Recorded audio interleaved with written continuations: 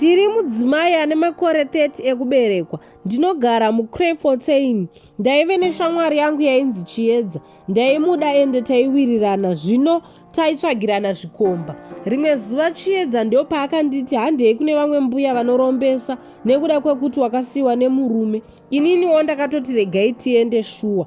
Takaenda tiri vatatu, ini Chiedza naMakanaka. Takasvika mbuya iye ikati inoda hurume MaSperms Evarume anozara 2 liters.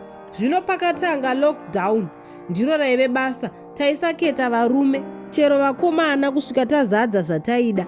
Takadzokerazve ikoko mbuya iye ikati yaida ropa remunhu chairo, chero asiri weukama. Saka takabva tati ngatiurayei musikana. Ndichamuti G musikana uyu. Aive girlfriend yakaita kuti ndirambwe nemurume. Saka ndakatuma vanhu kunokora tsoka, kuba nhumbi dzake dzomukati zvikashaya basa, kusvika pakumutengera mbavha kuti abayiwe. Asi zvose izvi hazvina kushanda. Anonamata G iyeyu. Saka rimwe zuva iri Friday yemwedzi wapera uya, Chiedza akanditi ndatsvaga munhu anogona kutibayira. G ndomupa mari, asi iwe ucharara naye kumba kwangu. Zvadaro akauya murume uya ndokumuratidza pamba pana G, asi pakazoita connection nehama yaG yepadhuze. Apa kwave kuma 12 midnight, shasha yakabuda yakananga kwana G, ikanovhurirwa dhoo neumwe watainge tatuma. Ikapinda shasha iye haichabaya munhu, yakutora bhegi ndokubuda. Akasvika ndokusiya bhegi maive nemapentis nemari yaive muwallet 1,500 US. Asi iye ane imwe mari akaisa muhomwe make. Zvino hapanoipa takazoswera Saturday tazivikanwa, tikadzosera munhu mari yake, asi munhu wandakarara naye haana kudzoka. Fume Sunday takamuka zvakanaka. Chiedza akazouya kumba kwangu tichiti tiite plan. Zvino pakabva pasvikawo mota yakasvika ichiti iri kutsvaga ini, asi Chiedza ndiye akadaira.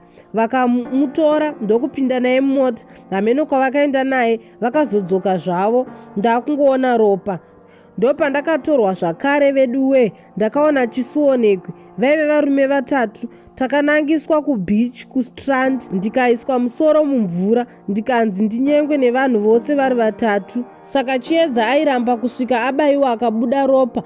Kwakuma 4 kuseni, varume vaya vakatisiya tisina kupfeka.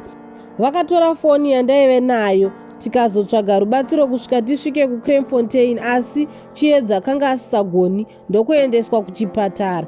Akazofirako. Ndinoti Chiedza, rest in peace hako, wakafira nhamo. Iri nyaya yezvikomba zvedu yakatiurayisa. Kunewe G ndinoti Mwari waunonamata mukuru, akaita usafa, zvidzokere kwatiri. Chiedza wakaenda kumusha zuro, asi nhasi masikati wandidzokera. Ndinoti rest in peace, usandiurayewo. Takaita zvinhu pamwe chete, taida kuuraya tese kusvika tazokurirwawo. Kune vanoziva chero kubatsira mweya wamufi uende, ndibatsireiwo. Muno muCrayfontein ndapota hangu hama dzangu.